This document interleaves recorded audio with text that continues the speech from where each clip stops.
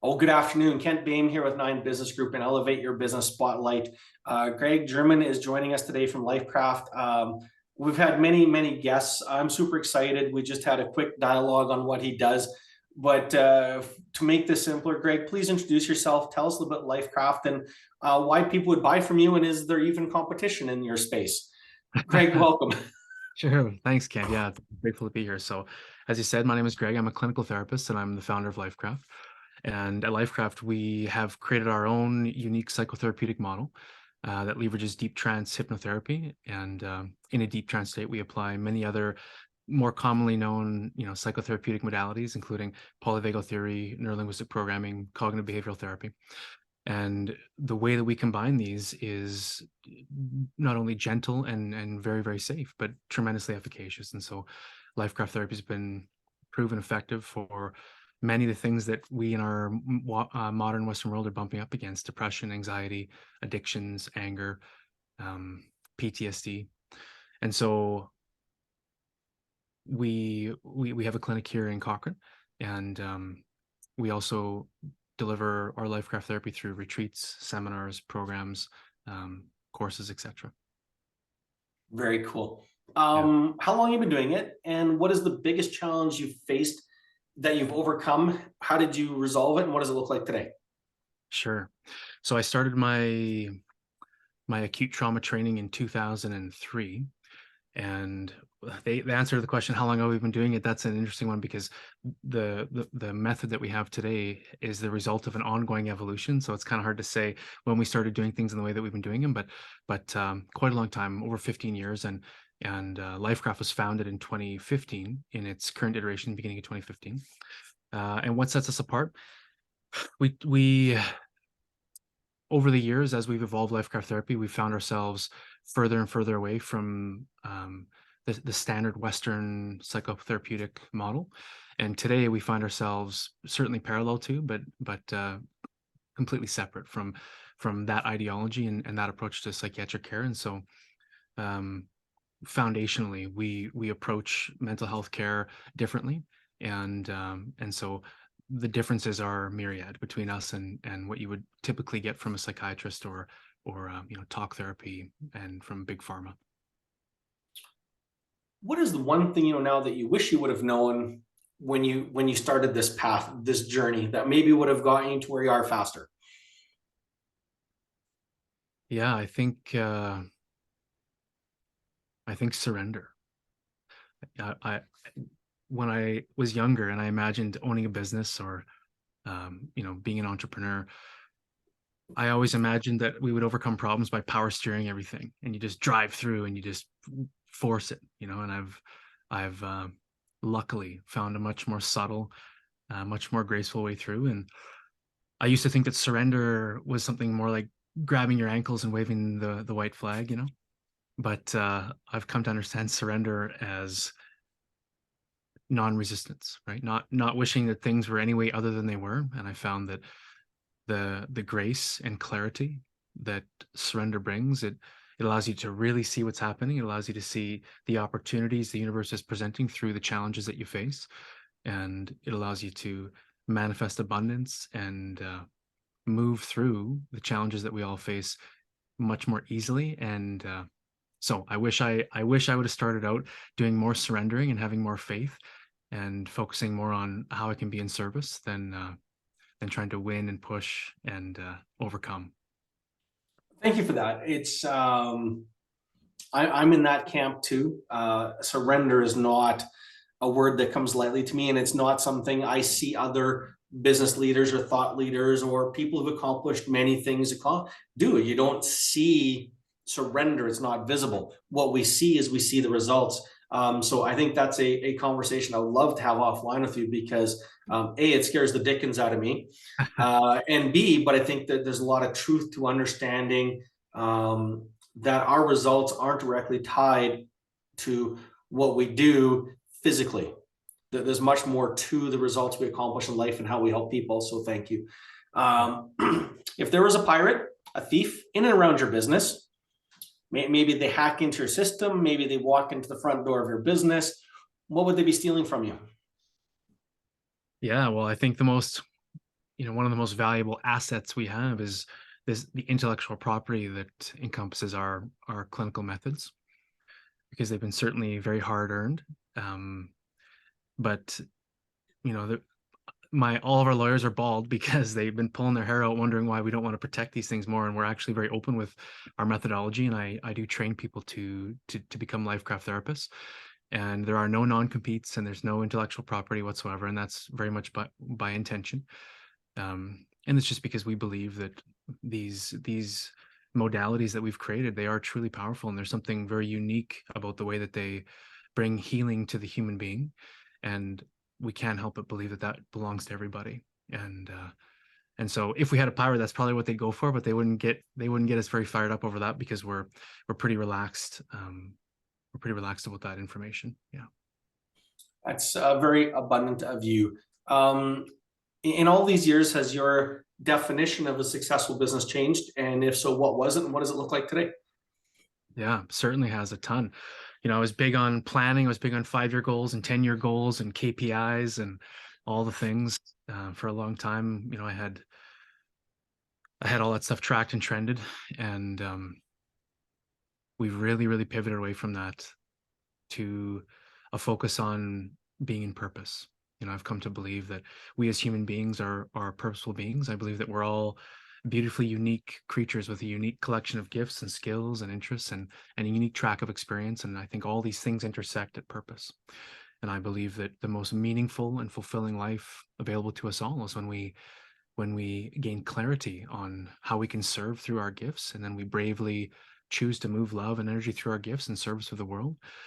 And I not only believe that that's the most meaningful and fulfilling life for us as human beings, I think it's the most abundant life for us too, because I think the way the universe is designed, when you are in service and purpose, you're contributing the most you can, both tangibly and energetically, to the universe. And so you're manifesting the most there. And I've proven that to myself, and our clients have proven that over and over and over. When you surrender to the fullest expression of your purpose, the fullest expression of who you are in service of the world, it's a win-win-win. There aren't very many win-win-wins in the universe, but this is one. You get to have the fullest human experience and the most abundant, safe, and powerful, impactful life available. So that's So what I'm gonna thank you. I'm gonna show some ignorance here, so I'm gonna be vulnerable.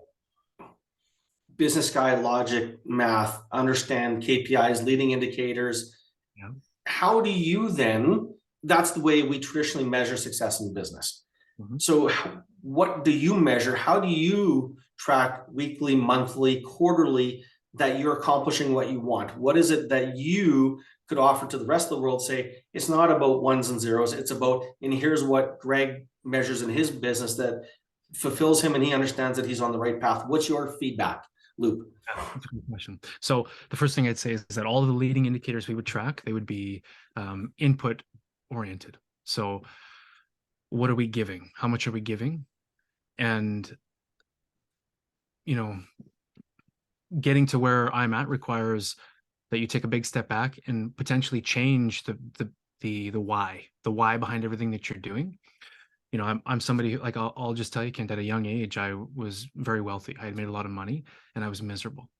And the pivot that I had in my life that I spoke about earlier was because I built my life into a massive material train and drove it off the rails, trying to fill something in here.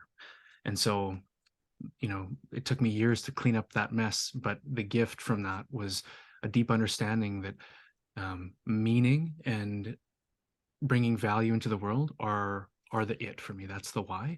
And so when I'm thinking about my lagging indicators, when I'm thinking about KPIs, and what those will translate into in terms of bottom line, I'm thinking in very subjective ways, which are hard to put into a spreadsheet, right? There's a lot of faith that's required in leaning into this system. You cannot predict with algorithms. You cannot run regressions on this data as easily. You have to reach a point where you're willing to do something meaningful today, not having full clarity on what that's going to bring you to in a year, but you're willing to do something meaningful and in service every day, knowing that the inherent value that brings you is worth it, and having faith that if you serve in the universe, then things will work out. And that's hard. I admit that is very hard to do. But if you can bring yourself to that place, it's a very powerful place to be. And you reach, if I can say this, we call it being unfuckwithable, because you realize that something going wrong in your business isn't going to twist you up. You remain in freedom and in flow.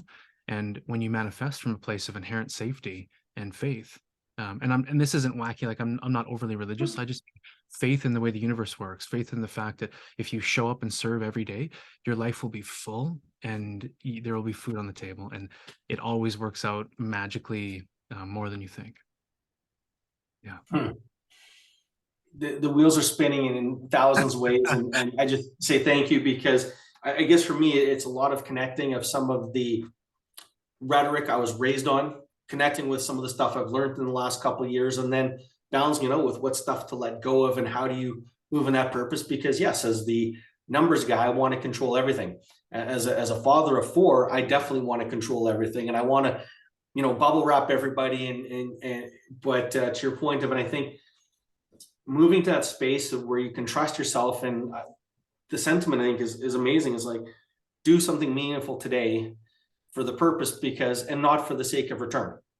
So just do it because it's the right thing to do. And it's something my wife and I have learned over the years, is sometimes we do things, but there's sort of that anticipated reciprocity that should go with it.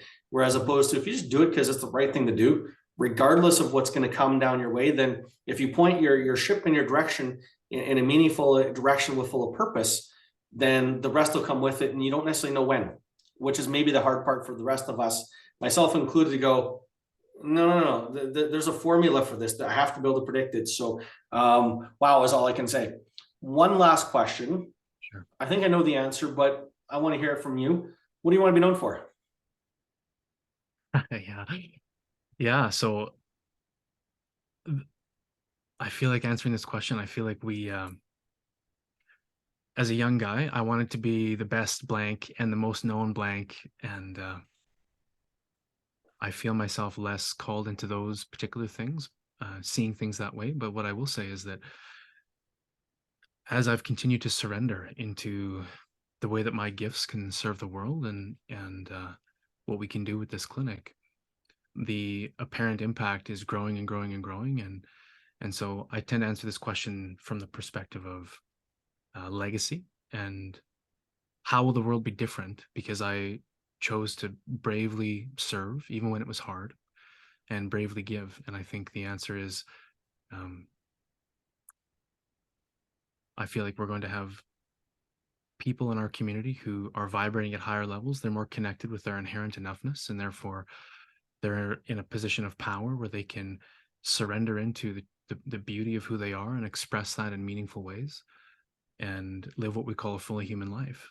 And this is our birthright. I think this is the point of it all. This is, if you go on a philosophical journey, no matter which path you start on, you're going to end up understanding that a purpose-driven life is the point for us here. And it's where we feel the best, where we contribute the most. And it's a part of this ascension that we're all contributing to.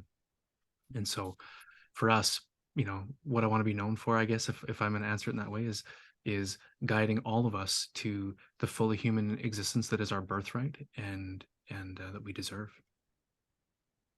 Powerful and emotional. Thank you.